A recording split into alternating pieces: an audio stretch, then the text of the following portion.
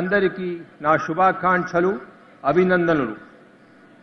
సోదర సోదరీమణులారా, నవ్య ఆంధ్రప్రదేశ్ ప్రస్థానం ఏడాది పూర్తి ఇదం ఈ రోజు ఈ ప్రాంతాలకు ఒక ముఖ్యమైన రోజు. ఈ ప్రాంతానికి ఘనమైన చరిత్ర ఉంది, గొప్ప వారసత్వం ఉంది, ఈ ప్రాంతానికి ఉంది. ఇటీవల జూన్ 2వ నాడు రాష్ట్ర ప్రజలందరిచే మాన్యశ్రీ ముఖ్యమంత్రి గారు రాష్ట్ర నవనిర్మాణ దీక్ష ప్రతిజ్ఞ చేసించారు.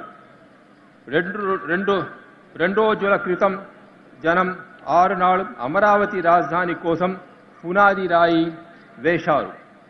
ఈ రోజున మహాసంకల్పానికి శ్రీకారం చుట్టారు. దీనికి ఏమి అర్థం? అభివృద్ధి, ఆంధ్రప్రదేశ్, అమరావతి, ఇది అన్ని ఒక స్వర్ణ భూమి. ఇదే మీ అదృష్టం. ఇక్కడ ఆంధ్రప్రదేశ్ వాళ్ళకి స్వర్ణ ఆంధ్రప్రదేశ్ సిద్ధించాలని ఆ సర్వేశ్వరుని నేను మనసారా ప్రార్థిస్తున్నాను.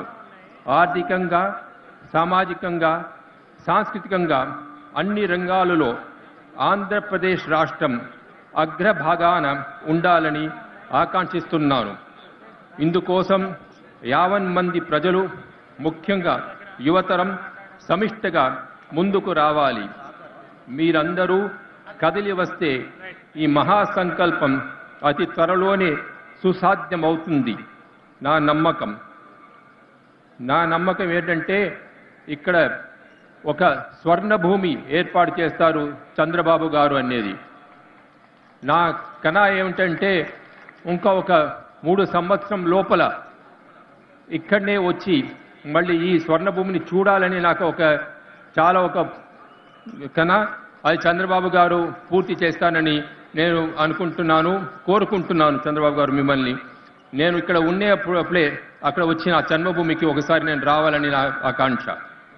మీ అందరికీ మరోమారు నా శుభాకాంక్షలు, అభినందనలు. సర్వే జన సుఖినో భవంతు.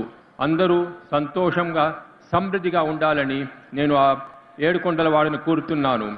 మంగళగిరి లక్ష్మీ నరసింహస్వామి, కనకదుర్గ, వెంకటాచలపతి, ఈ ముగ్గురు ఉన్న ఈ సంగమమైన ఈ ప్రదేశంలో అమరావతి అనే పుణ్య భూమిలో మీ రాజధాని వస్తుందని చాలా సంతోషం. ఈ రాజధానికి, ఈ ప్రదేశంకి మరోమరి శుభాకాంక్షలు. అట్లా ఇంగ్లీష్లో చెప్పేట్లా many happy returns of the day. మీ అందరికీ నమస్కారం. ఈరోజు ఎంతో మంది కార్యకర్తలు ప్రాణ త్యాగాలు చేశారు. వాళ్ళ యొక్క ప్రాణాలు పార్టీ కోసం అర్పించిన సందర్భాలు ఉన్నాయి. నిరంతరం పోరాటాలు చేశారు. ఎన్నో త్యాగాల ఫలితమే ఈరోజు మనందరం కూడా ముందుకు పోయే పరిస్థితి వస్తుంది. ఈరోజు నాకు కానీ, మన నాయకుడికి ఎన్టీ రామారావు గారికి కానీ ప్రపంచం మొత్తం గుర్తింపు వచ్చిందంటే అది ఇక్కడుండే నాయకులు త్యాగాల ఫలితం తప్ప ఇంకోటి కాదు.